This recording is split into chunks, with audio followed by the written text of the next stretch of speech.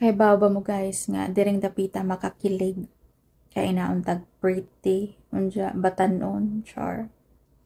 Ay ganina I was in Yorkdale so pangpatay sa oras singsod kog tindahan. Tan-aw ra gud. Then there's this woman. Siya tutok. So ako siyang ipangutana. Hi, is there any problem or do you need maybe help or anything? Siya, no.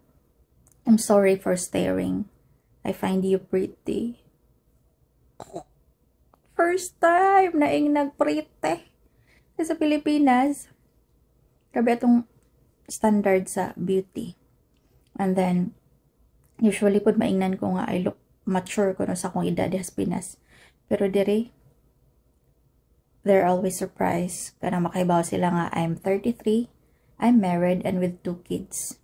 Maingon sila nga, no, with kanang I thought you're only at your 20s. Especially kayang 25, abis yung 25 ko permi.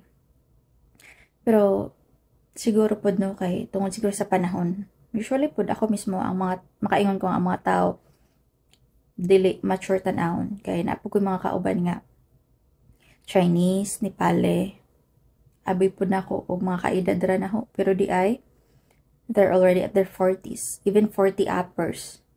So, siguro ka ng uban nga ng beauty tips gani na to diha sa unas Pinas nga kaya nang magbutang og eyes every morning sa imong face.